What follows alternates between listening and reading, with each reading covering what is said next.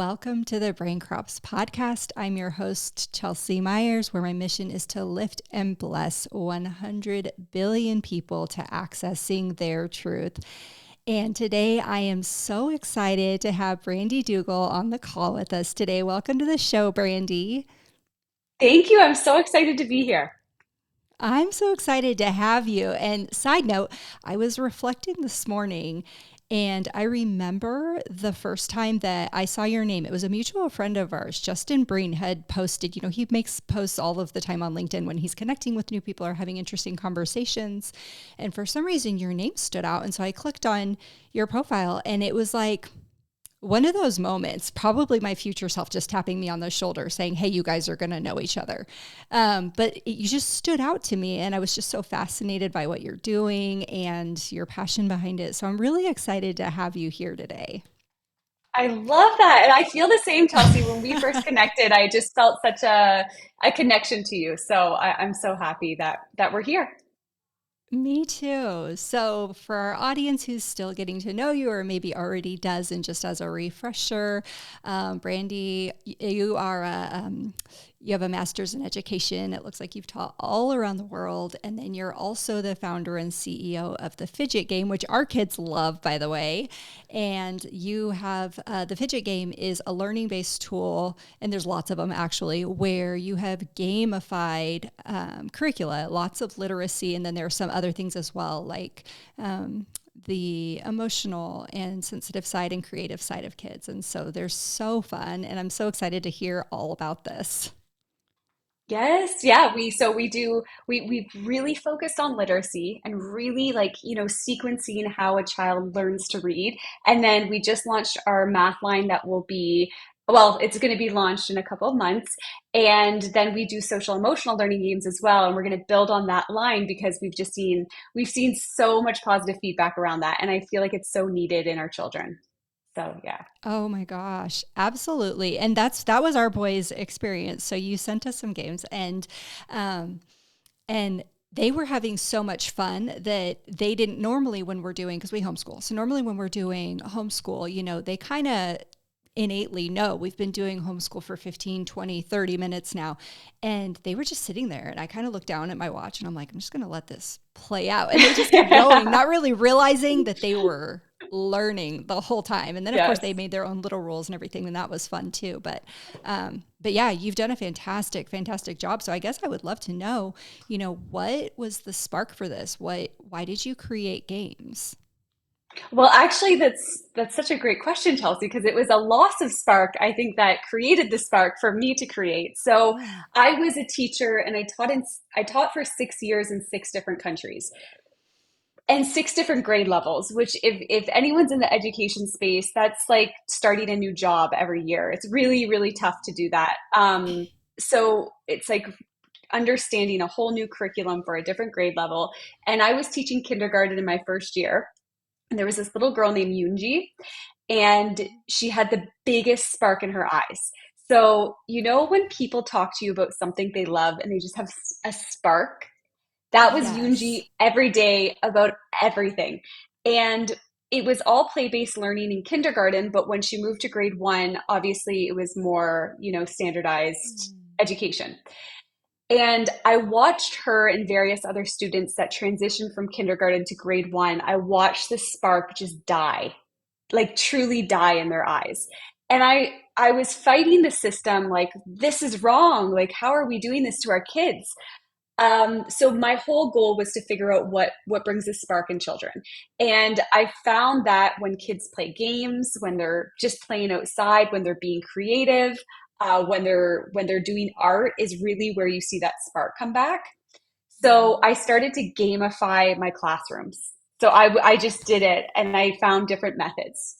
But what really sparked it was in my last year teaching, I walked into a classroom where 95% of my kids were reading below grade level. And that's how I came up with the fidget game. I actually created it by the end of the year.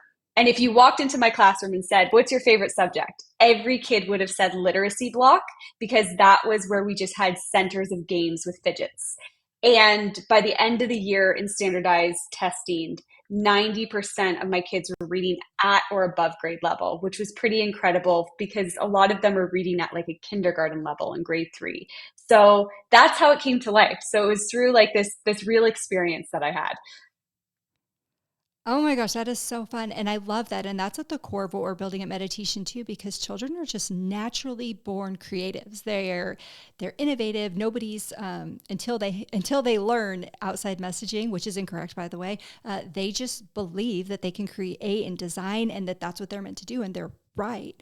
It reminds me of the other day. So my kids range in age from 6 to 22. And when my 22-year-old leaves for work, he does appreciate this, but he just has this parade of people walking him out. All the little boys just want to wave goodbye and see him off. And So cute. my husband he had said to our 7-year-old, he was like, you can't go out unless you're in your daytime clothes, because he was still in his pajamas. And he got this little twinkle in his eye, and he comes out and he's got his shoes on, he's got his shirt on, he's got his shorts on over his long onesie pajamas. And he was like, ta-da, I've done the thing you told me as long as I had my daytimes on. You didn't say I had to take my nighttimes off. And, and those are the types of things that I just love that I hear you expressing. Like, they light up when we go to literacy because I get to create and bring my own Yeah. personality to that experience. Yeah. That is so great. Yeah. So how did you come up with the name, the Fidget Game? Okay, well, that happened in a dream. I Okay. a lot of things that I have created actually have come from a lot of feedback, but then I usually come up with the gameplay or the creative idea around how do we teach that skill. And I actually had it in a dream. I kind of had a dream where this it showed me this company and it kind of showed that it would be successful, and then the name was the Fidget Game. And so I really that's how I came up with it. And of course, I was using fidgets in a lot of my games. And I find that it's so important to have that multisensory aspect. So it kind of all just worked together.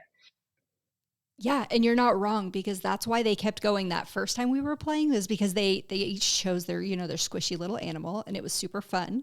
And then they wanted another turn so they could choose another player, because they're just that multisensory experience was keeping them engaged and it was exciting for them. So well done. Thank you. Thank you. Yeah, there's that the multisensory, it actually, if you're engaging kids in a sensory activity while they're learning, it can increase retention for them up to 90%. So it's a huge study Wow. that has been done of how important it is to engage kids in as many senses as you can while they're learning. Okay, so this is important because we have a wide range in our audience here. Some people may be homeschooling, some people may be, educators, administrators, or just parents at home with their children. So it can be perceived as though if the adult or the teacher is talking, that kids should be sitting still, hands in your lap or on the table, not fidgeting. But what I'm hearing you say is actually, if we can keep their hands moving, that's going to help our message. Yeah, and that's where all these like fidget tools have come in. So, I go now to various like education conferences, and they're showing like the importance of having chairs where kids can wiggle while they're learning. Mm-hmm.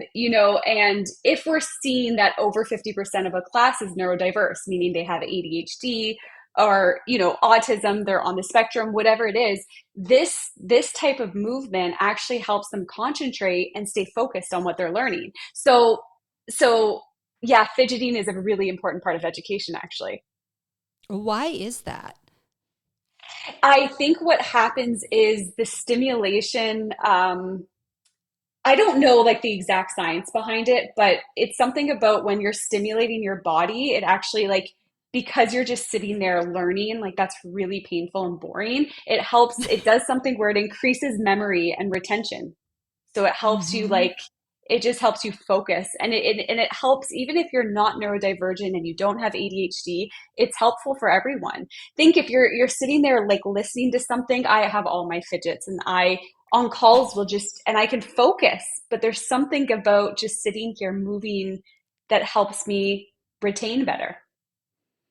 Yeah, it makes me think about how emotions are vibrations in our body, right? And so sometimes we get stuck emotions, and these can impact people for years and in lots of Yeah. profound ways. And then, in one experience, you can just have a totally different life experience from there on out, having worked that emotion through. But if I'm a learner, and when I look at our children, even our young adults and adults, but especially our children, they are volunteering to be in that adult or that school or that entity's presence, and they're Yes. willing to absorb whatever you're giving them. So if I'm a learner and something is new and potentially not exciting to me, or maybe it's challenging for me, that's going to create a vibration in my body. And so what you're saying makes so Yes. much sense, because we're going to need to work out that, whether it's Yep. anticipation or frustration or irritation, Yes. whatever it is. Yep, I love that. I one of my favorite workouts is it's a cathartic workout experience. It's kind of to move the energy, move anything that's stuck, inside of you, because it does. Yeah. Emotions get stuck, energy gets stuck, and to release that. So I'm a big fan of body movement in all ways, and I'm a really big fan in really figuring out what engages children to learn, the most basic skills, which would be literacy and math, like the standard skills that they need to learn, and how to engage them where they're at, because everyone gets engagement in different ways. You and I would be, I might be really interested in something and super engaged, but that could be totally boring to you. So it's trying to figure out those motivations, and figure out Mm-hmm. what's really really bringing kids in, and how, and what's the best way to bring in a bunch of different kids with all different needs. And that's where gamification, I think, is the top tier solution. Right, because it Yeah. truly is an emotional experience. Everything is an emotional experience, right? And so when Yeah. we're trying to create something for, and we're up against this as well, or working with this, I guess is a better way to say it as well at meditation. But when we're creating learning experiences, we're creating an emotional environment. And then, that begs the question, is this an emotional environment I want to continue to have as a learner? And if the answer Yes. is no, then I'm out, because there's so many other options. So, Yeah. okay. You also mentioned, you said reading and math, but then you mentioned that you're also doing the social and emotional side, which is kind of what we're talking about now. Can you talk more about that? What inspired that piece of it? Yeah, I think what inspired me personally is just not feeling like I was able to communicate my own needs as a child, of how I was really feeling. I was a very sensitive kid. And then when going into a classroom, I, as a teacher, always felt that I was there almost as like love and support for them before I was a teacher. Because if they didn't feel that love and support, they were not going to be able to learn. And I think this is a really important thing to mention, is if a child is not engaging, even if it's at home, at school, there is an unmet need that you need to figure Mm-hmm. out is there. So maybe they're stressed and hungry, maybe they're just not interested, but at all of these different things, it's really up to the teacher or the parent to adapt to figure out what is that thing. So, maybe there is a small percentage of the time where they're just being lazy and they don't want to do it, but majority of the time it really is, there's an unmet need there and you need to figure out what that is. So I realized that social emotional learning is so important for us to be able to express our emotions, to be able to handle our emotions, to understand it's okay to feel the spectrum of emotions as a human being. Mm. And that is actually the first thing I feel like a child should develop, even to put them in the right frame of mind to learn other skills such as literacy and math. So it wouldn't make sense for me to create literacy and math without really thinking of this component, to be honest, as a holistic business trying to really transform education. So that's really what triggered it. And I think I'm still working through and talking to a lot of psychologists and a lot of different experts around this, of how do we introduce it into schools and gamify it, which I did with Saving Wabi Sabi, which is one of our top selling games. Um, how do I do this in a way that doesn't make kids uncomfortable, so you don't come at them too fast to share, that slowly introduces types of things like emotions and empathy and joy and thoughtful choices and all of these things, in a program and in a way that's really really digestible for them to meet a child where they're at. So that's what we're working on. And I have to add to that, I think the one thing that schools are doing incredibly well, if they're integrating this, is teaching growth mindset. And really, that's a huge, I was trained in Canada, but I also taught in the US as well. But growth mindset, teaching that to kids time and time again, I think is where the education system has gotten it right in one way, is really focusing on that. Yeah, and when you give them that languaging, that creates that confidence that you were talking about earlier, because I think kids in general have a good idea if they're feeling bad or good. But I think that identifying it past that point, and then to what you were saying, feeling comfortable sharing, if it's on the bad or negative spectrum, feeling comfortable sharing that with their adult or with their peer group. That requires language, and that requires confidence. And sometimes that confidence won't come until after they braved it and said it the first time. But we've got to provide that for them. Otherwise, they won't be able to express their needs. And so it makes me wonder, what has your experience been as far as the correlation between doing inner work as an adult and being able Yeah, to provide high value products to the world? it's everything. It's everything. It really is. It is to do the inner work. So I would say providing high quality products, I can do that as a teacher, as my background. I can think it through. I have tons of empathy for kids. I feel like I'm still working through with my inner child. But I think that's the key, is when I started doing inner work, I started really doing that like inner child work, and realizing that, why did I become a teacher? Well, I became a teacher because I had a lot of negative experiences in education, and I wanted to heal that by becoming the teacher I wish I had.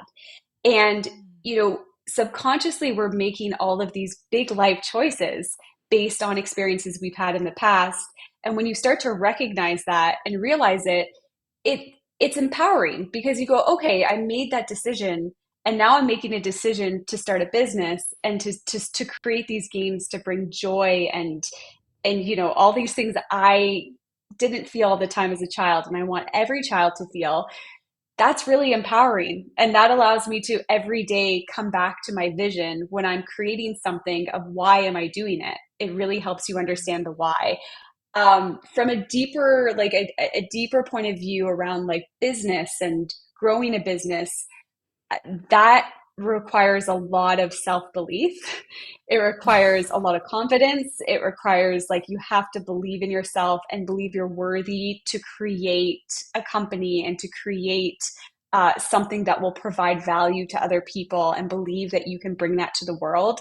And that has been a lot of work, and it's ongoing. It never stops. And it's really interesting because as I do the work, it's like a limb of my body is the business, and the business transforms. Then all of a sudden we're working with a big buyer that was a dream. And it's right after I hit this like pivotal moment within myself of realizing a block, that I'm personally going through. So I think it's all working together. Your personal life, your work life is all in this beautiful ebb and flow. And when you do the work, it shows everywhere, because you know it's all connected. And it sounds like you have a really healthy relationship with that entire spectrum of human emotion that you brought up earlier. And you talked about making all of those emotions okay. So when you do hit up against that resistance, or you notice thoughts of doubt or fear, what tools or practices have helped you move through those? Yeah, I would say meditation's probably the biggest. I do tapping. I think people call it EFT tapping. I don't know. I've never actually done a lot of research into it, but I do a lot of affirmations. So I wake up in the morning. A routine I do and I continue to do every day is I wake up in the morning, I pour myself a glass of water, and I do a prayer into my water every morning of affirmations or things that I want for the day, or what I want for the business, or what I want to see happen. And and then I give gratitude for all the things in my life. And then I drink that water and I hold it for 5 minutes and I just sit in a place of gratitude for everything I have. And that keeps me grounded every day and allows me to show up and feel, like whatever happens, I'm going to handle it. I'm going to handle it with grace. Sometimes I'm not, and that's okay. I'll forgive myself, but I'm going to try my best. And meditation is really important, and learning to step away. I mean, there's so many day-to-day things that happen that are, could be like, this is the end of the world. But stepping away when I'm overwhelmed, going for a walk, knowing my limits, and bringing my nervous system back to a state of rest and I'm okay. I'm not going to die. Because I think when you're running a company, sometimes you think you're going to die all the time. You're like, you go into this state of like, I'm going to die. I can't survive this. And I was on Shark Tank, and that was super stressful. And I learned, I don't want to live in this place of stress and nervousness all the time. So, Mm-hmm. yeah. Yeah, I saw your picture on Shark Tank. Well, there's several. You can watch the whole episode, Yeah. but I was curious, did you get to go up and see your set, basically your display before you went on, or did they just have that ready for you? So, Chelsea, Shark Tank taught me a lot. They showed me 5 minutes before I was going on, and I was like, I hate this. We Oh can't do this. no. And Yeah. I was like, I sent you guys all these games. You put like 5 games up. It looks so bare. And they like quickly were like, okay, we'll change it. So I didn't see the final like product of it, but I was like, we have to go with it. Um, but yeah, you design it. So I designed it myself. They just put it together and it just wasn't what I thought they were going to do. So, but Yeah. you have to learn. You have to learn to just be like, I'm gonna go with it. It is what it is, you know? Roll with it. Yeah. So you didn't get Yeah. to go like, if I'm going to go give a talk, I want to see the room. I want to connect with the room and the space. Like, no, the opposite. Okay. No, and you don't even like get to go to where you're talking. Like that you're what you guys see on Shark Tank is they walk through the doors. That's all I experienced. I walked through the doors and Okay. then I pitched and that was it. Yeah. Yeah. How fun. Was it fun though? I learned so much from that experience and I'm so grateful for it. So it was great. And actually when I was pitching, I was like, I could do this for another hour. This was great. I love talking about my business. So it Yeah. wasn't terrible. Yeah. Yeah. Okay. Well, I pivoted because I was just remembering like how beautiful it looked. And I was like, gosh, I wonder how went into that. But I loved what you were saying. I noticed I was like trying to hold my smile like in place because I want like, me too. But we just got done creating a micro course about putting intentions into your water and sending your energy to the stars or sending your energy to the earth. Like you could pour it into the earth, all of the things. And so I love that you're doing that because sometimes when we have these really big ideas, whether they're in dreams or they just come as flashes or whatever they are, that grounding is so critical to not feel Yes. like you're wobbling around trying to create that thing that you feel inspired to create, but at the same time, you need the structure, the physical structure Absolutely. Yeah. to make it Yeah. happen. So that's so beautiful. So when you think about what you're creating and all the impact that you're having, I think you've said it in lots of ways, but I would just love to know in your words, what are you ultimately hoping it awakens in people, in families, in cultures, in schools? So it might sound a little interesting to say this, but I really hope that we can reprogram the subconscious mind of of how we learn. So we start to correlate learning with fun and excitement. And, that's really exciting. I want to learn. I want to learn to read. I don't want to sit there and fight with my child and they're crying. And now they're correlating reading with this horrible memory from their childhood, Yeah. being forced to like read flashcards or whatever it is. So, how can we reprogram that? Because that is crucial to have children grow up to be excited to learn. And we want humans to be excited to learn because that raises our potential as human beings. So that's number one, through the literacy and math, and as we expand to other curriculum components. And Mm-hmm. then for the social emotional learning aspect, it's also to reprogram the subconscious. How to feel safe in your body, how to be safe to say how you're feeling, which took me until I was like 30 years old to really understand how can I tell people how I'm actually feeling and feel safe to do that. So, Mm-hmm. it's kind of trying to reduce the therapy bills for kids if we can around that. Yeah. Yeah, I like the way that you put that. And it's not through I talked about this on a podcast recently with another guest, but it's not through usually any malintent that people didn't teach us how to do this, is that they didn't know either. And so what's really cool Exactly. about this whole movement that's taking place is um, by focusing on the development of the younger generation.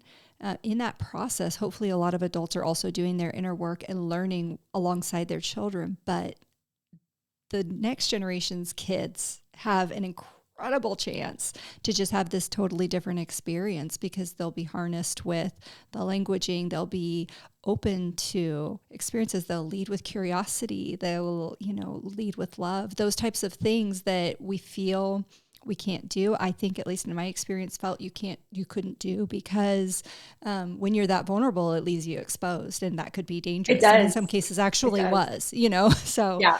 Yeah. Absolutely. Yeah. so Yeah, I think it's so much more important than we think. And I really think that if everyone just worked really hard on focusing on how to create calmness within your children or within yourself and within your nervous system, I really think we could transform our world in just a few generations. I really think that. absolutely. Yeah. Absolutely. Yeah. And have a lot of fun doing it because it's really, really Yes, fun. exactly. Yes. Yes. Exactly. So, what feels like it's next for you? I Creative, would say, personal, what's going on? yeah, I would say, so create with the business, I would say we're pretty on track. We have a 5-year plan. So we're building out different resources. We actually really want to build out just a line specifically for children with autism. I think that's Mm-hmm. a market that's underserved, and we have an amazing teacher who worked in an autism unit for 12 years, so she's very excited to create that. We're going to create our math line, our social emotional learning line. We're going to do ESL, English as a second language, and French and Spanish. So we're doing other languages as well. So we're excited for that. So for business wise, that's all great. And then for like personally, I think I'm ready to give some energy because I've been so focused on building this business to my personal life. So finding a partner, hopefully having children one day, I'm really opening up to that energy and that space for that because I think it's important. And I've been very hyper focused on the business. It's like a baby. I had to put a lot of energy in Mm-hmm. it, and we have a great team now. And I think I'm ready to make room for other things. Wow. Well, I am so excited to watch it all unfold for you. It's so much beautiful energy that you're putting out to the world, so much light. And thank you for what you're doing. Thank you, Chelsea. Is there anything else that you want to add to our conversation? No, I think we covered a lot. I'm really grateful just for you and for the opportunity to come on here and to be able to talk about these things that I love to talk about. So thank you. You're welcome. Well, we'll put all the links so people can find your games and learn about what's coming next. And I loved having you on the show today, too. So thank you for being here. Thank you. I appreciate you joining me for today's episode. Be sure to rate, review, and subscribe to the show to help you create the life you truly desire.